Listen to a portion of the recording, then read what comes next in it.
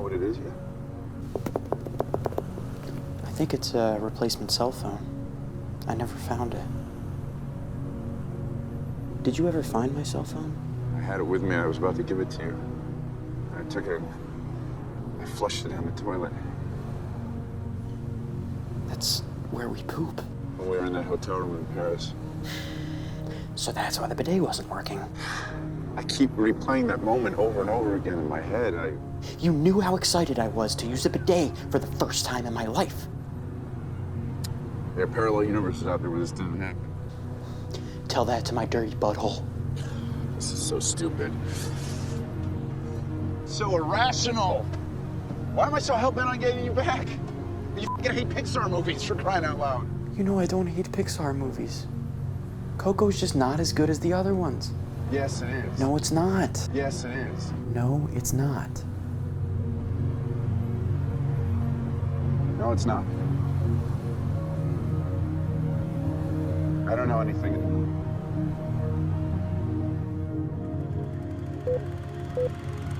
Get away from me! Hey everybody, it's me Drew and welcome to Social Distance Cinema Discussion. This week we watched Comet, a film by Sam Esmail.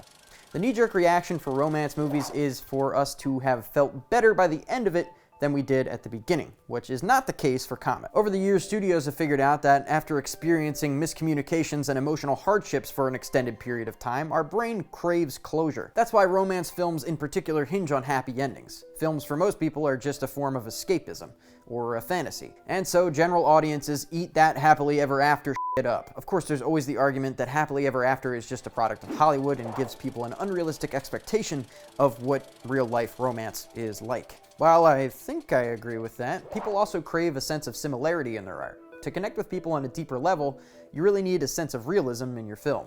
That's why some of the more poignant romance films of the past 20, 30 years often end tragically or are not as upbeat. What's really cool about being the single writer-director of a film is that the audience really gets an inside look at how that person's brain works.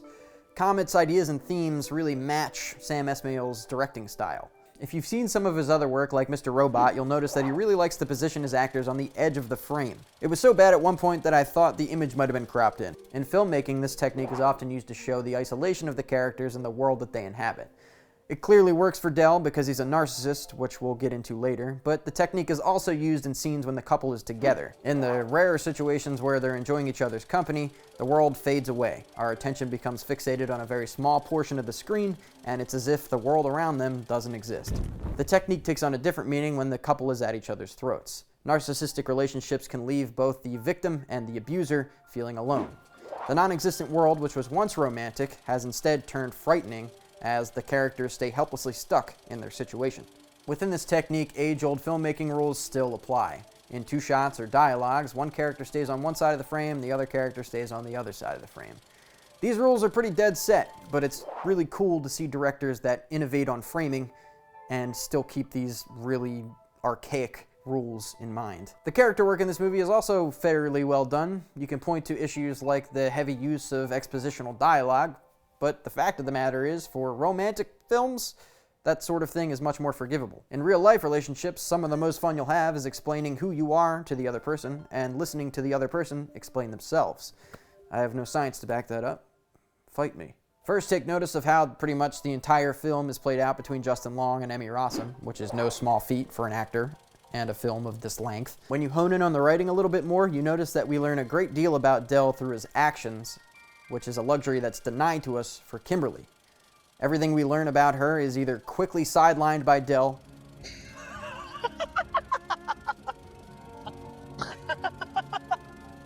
I'd probably laugh so much that I'd have an orgasm right then and there. From the laughter, you know? I lied about not seeing The Sixth Sense. Or is explained to us by Del making guesses.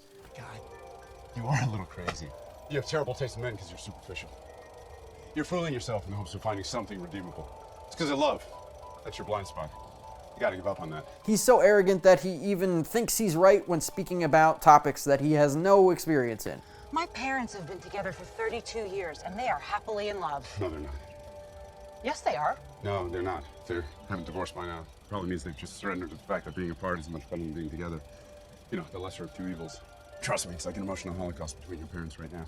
They probably have lukewarm feelings about you, too.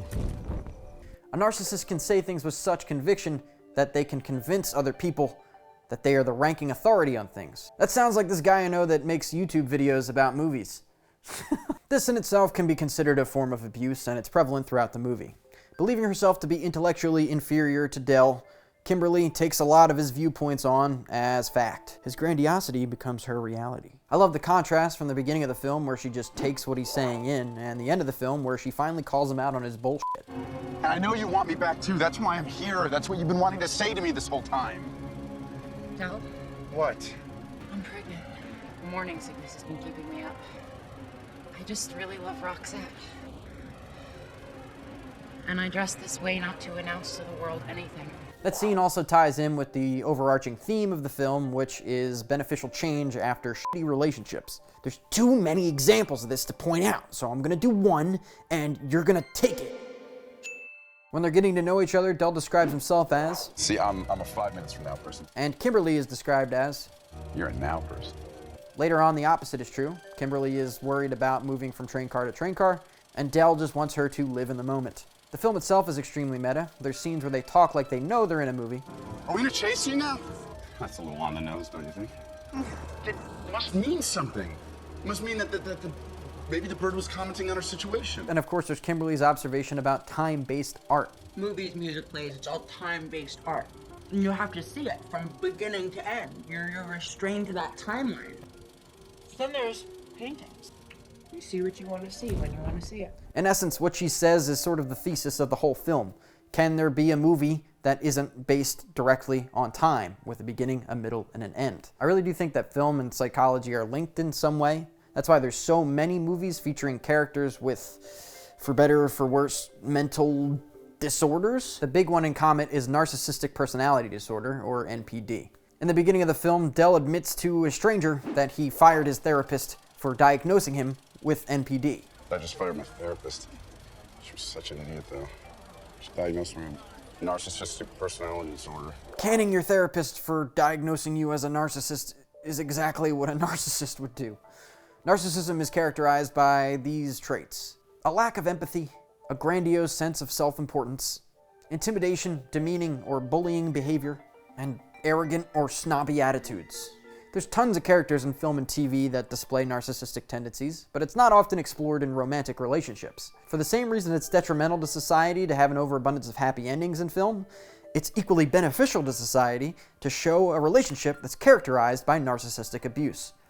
Bam! In the United States, it's estimated that 6% of people have NPD, and while that number is relatively small, it's important to recognize just how many people someone can come in contact with in their lifetime. It's sort of like COVID, only you can't contact trace or wear masks to prevent narcissistic abuse, but you can educate yourself. I'm pretty sure the main intention of the film wasn't to educate people about the signs of a narcissistic relationship.